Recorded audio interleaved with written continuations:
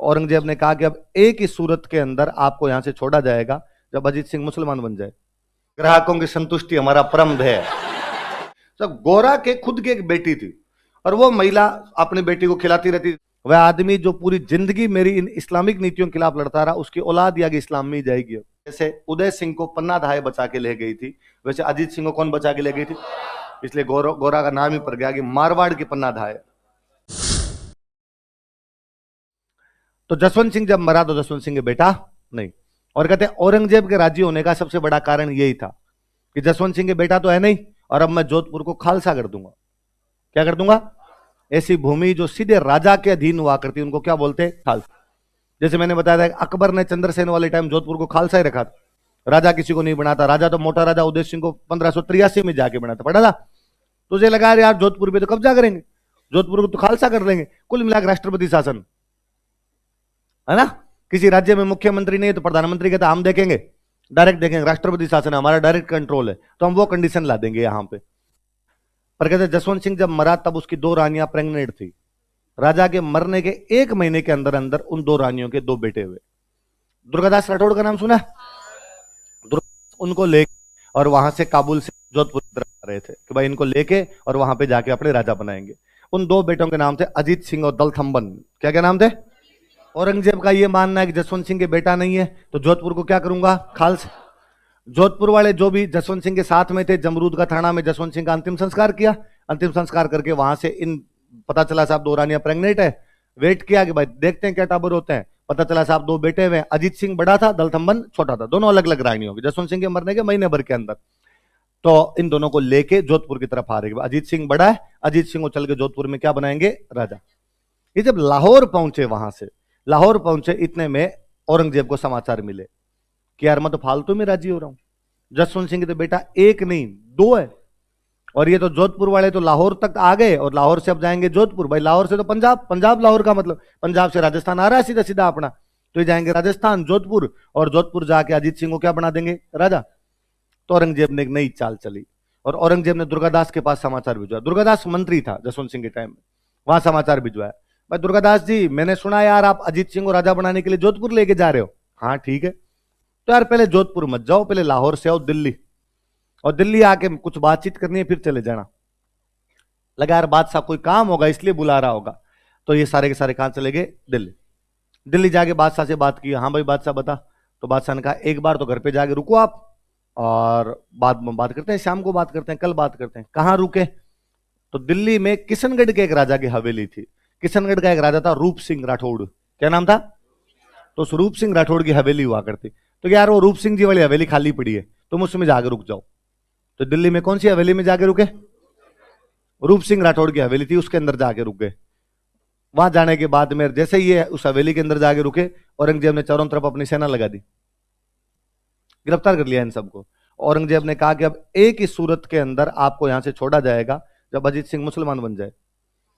अजीत सिंह को यदि मुसलमान बनाते हो तब तो आपको निकाल दिया जाएगा, वरना तोपें तो बाहर खड़ी है, जिस दिन मना करोगे उस दिन उड़ा देंगे आपको, पूरी हवेली उड़ा देंगे, पता ही नहीं चलेगा। औरंगजेब के मन में यह था कि यार जसवंत सिंह ने 40 साल तक मेरी बातों का विरोध ही किया था। 38 में राजा बन गया था, 78 तक 40-50 साल तक लगातार विरोध ही करता रहा था। तो उसने हर बार मेरी गलत बातों का विरोध किया था। अब मैं जसवंत सिंह राज्य पे कब्जा कर लूंगा, और राज्य पे कब्जा नहीं हो रहा तो मैं उसके बेटे को मुसलमान बना दूंगा। वह आदमी जो पूरी जिंदगी मेरी इन इस्लामिक नीतियों के खिलाफ लड़ता रहा, उसकी औलाद या इस्लाम में ही जाएगी। अब देखते हैं क्या करेंगे क्या नहीं करेंगे। तो कौन से 2 बेटों को गिरफ्तार किया? कौन सी हवेली में गिरफ्तार किया? कहां पड़ती है? इधर प्रोजेक्टर लगाए,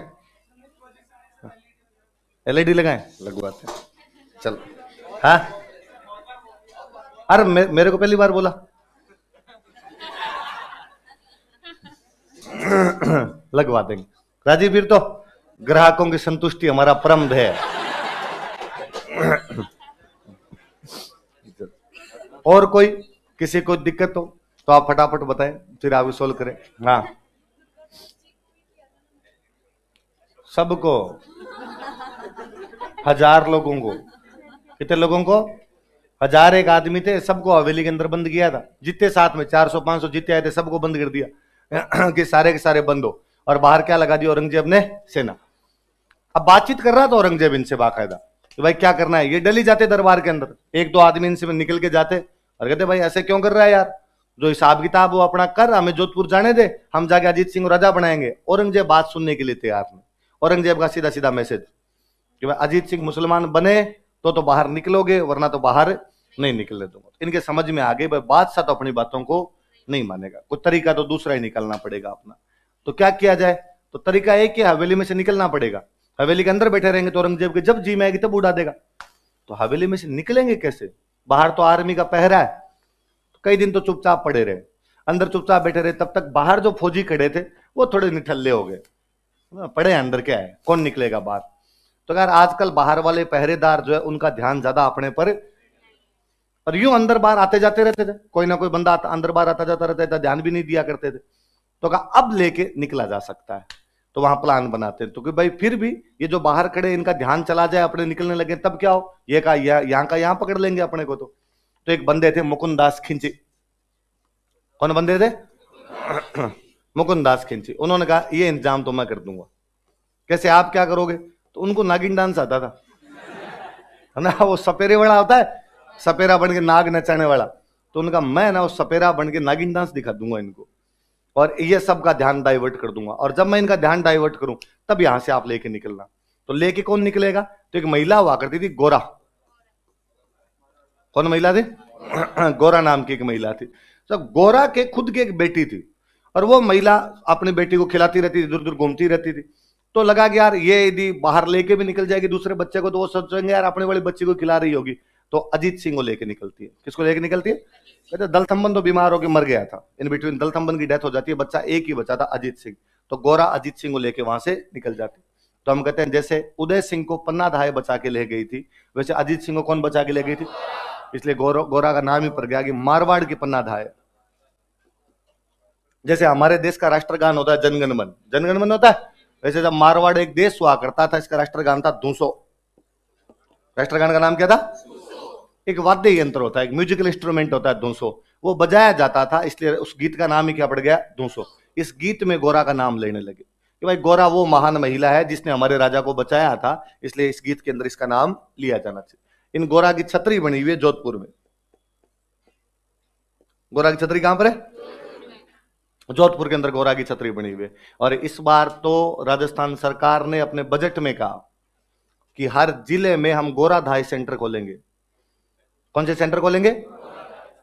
गोरा धाय सेंटर खोले जाएंगे। धाय का मतलब क्या हुआ? बच्चे पालने वाली महिला। तो ऐसे बच्चे जिनके मम्मी पापा का पता नहीं हो, अनाथालय के अंदर पले बड़े हो, हॉस्पिटलों के अंदर बच्चों को छोड़ दिए जाते हैं, या ऐसे बच्चे जिनको किसी भी कारण से उनके मम्मी पापा ने त्याग दिया हो, उन बच्चों का पालन पोषण सरकार करेगी।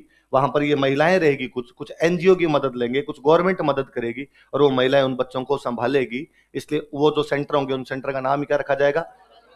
तो कोई पूछेगी हाल ही में राजस्थान की कौन सी ऐतिहासिक महिला के नाम पर राजस्थान सरकार द्वारा योजना शुरू की गई? किसके नाम पे?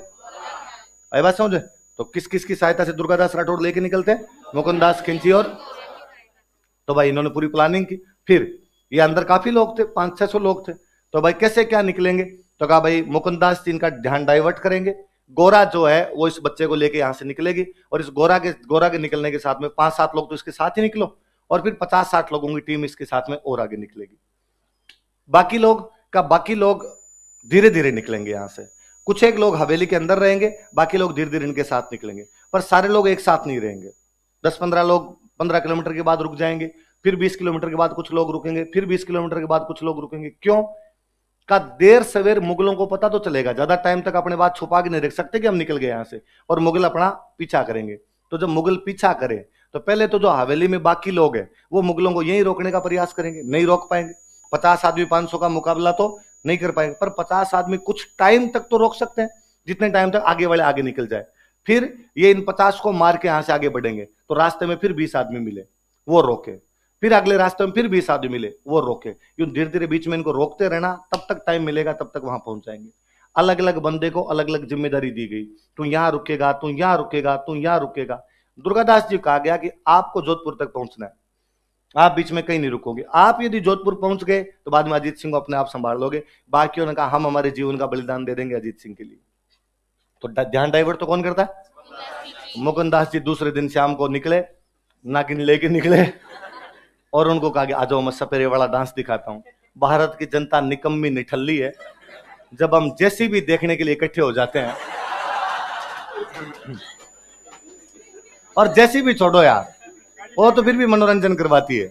मतलब हम भारत के लोग किसी भी बात के लिए इकट्ठे हो सकते हैं, अपने वो कुछ है ही नहीं। गाड़ियों के धक्के मरवाने के लिए, हे लो ले आन दे थोड़ी पीछे, भारत की जनता है, कुछ ही कर सकती है, कोई काम तो है नहीं, है ना। तो बस वही चीज है। तो फिर वो सिपाहियों का ध्यान उधर डाइवर्ट हुआ, गोरा उस बच्चे को लेके निकलती है, उसके साथ साथ में लोग निकलते हैं। जब तक इन मुगल सैनिकों को पता चला, तब तक ये लोग बीच में बढ़ते बढ़ते बढ़ते बढ़ते वहां से बहुत आगे निकल चुके थे। दुर्गादास जी अजीत सिंह को लेकर जोधपुर आ गए थे, मारवाड़ आ गए। कहां पे आगे? लिखो, यहाँ अजीत सिंह को लेके आगे, मारवाड़ लेके आगे। पर रखोगे कहां आप मारवाड़ के अंदर? कोई जगह तो होनी चाहिए आपको रखने में। कहते वो जो दोनों रानियां थी बीच के अंदर, जब ये आ रहे थे तो पता चला साहब मुगलों की सेना पीछा कर रही है और महिलाओं को लेकर कैसे आगे बढ़ा जाए। तो उन रानियों ने, दोनों ने कहा था भाई हमें बीच में मार दो।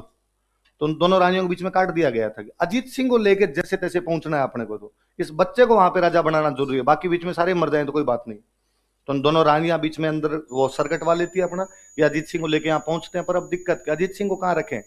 तो मैंने आपको सिरोही जब पढ़ाया था, मैंने बताया था सिरोही में राजा हुआ था बेरिसाल, और कालिंद्री नामक गांव में जयदेव पुरोहित के घर, बताई थी। तो वहां कालिंद्री, सिरोही में गांव पड़ता था कालिंद्री। कौन सा गांव था?